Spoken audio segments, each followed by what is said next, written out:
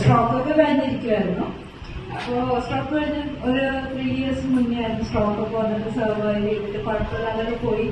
ഒരു 2 മാസം മുന്നേ ഒന്ന് കുഴഞ്ഞു വീണ് പെട്ടെന്ന്. അപ്പോൾ ഹോസ്പിറ്റലിൽ ചെന്നപ്പോൾ ഡോക്ടേഴ്സ് പറഞ്ഞതെന്ന് വെച്ചാൽ ലിവറിലൊരു ട്യൂമറസ് ആയിട്ടുള്ളൊരു മുഴയുണ്ട്. അത് ഓൾറെഡി ബ്രേക്ക് ചെയ്ത് കുറച്ച് എന്താ പറയാ ഒരു 80% അവർക്ക് ഹോപ്പില്ലാത്ത പോലെയാണ് അവർ സംസാരിച്ചത്. മെഡിക്കൽ ട്രസ്റ്റിലായിരുന്നു. ഓൾമോസ്റ്റ് അവിടെ ഒരു 17-18 days മെഡിക്കൽ ട്രസ്റ്റ് ICUവിൽ തന്നെയായിരുന്നു നമ്മള്.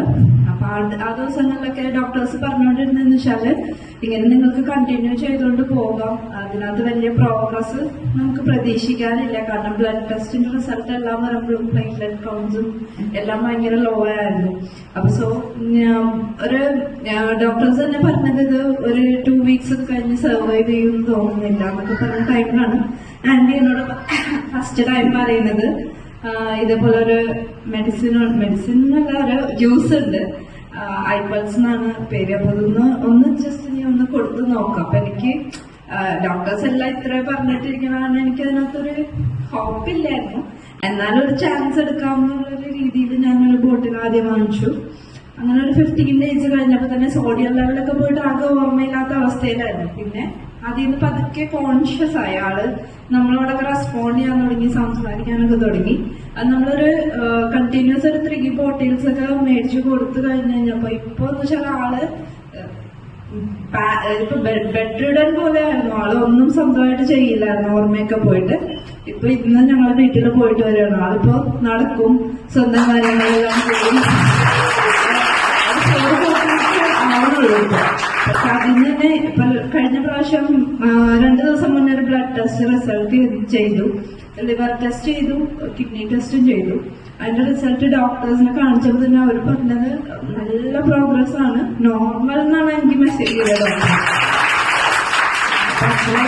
ഒരു റിസൾട്ട് കിട്ടിയിട്ടുണ്ട്. വേറൊന്നുമല്ല, മെഡിക്കൽ ട്രസ്റ്റിൽ കൊണ്ടുപോയ അന്ന് 15 ദിവസം കൊണ്ട് 6 ലക്ഷം രൂപ മുടക്കും. വെറും 15 ദിവസം. എന്നിട്ട് വീട്ടിലേക്ക് കൊണ്ടുപോയിക്കൊള്ളാൻ പറഞ്ഞു.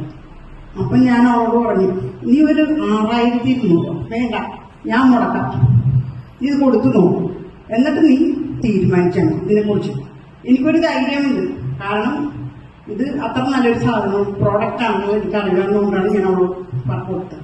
ആ കിടന്ന ആൾ 6 ലക്ഷമല്ല നമുക്ക് വരുന്നത്. നമ്മുടെ ആള് ഈ മൂത്രമൊഴിച്ചും വീട്ടിൽ കിടക്കുന്ന ഒരാളെ ശുശ്രൂഷിക്കാന്ന് വലിയൊരു ഏറ്റവും വലിയ ദുരന്തമായ ഒരു കാര്യം.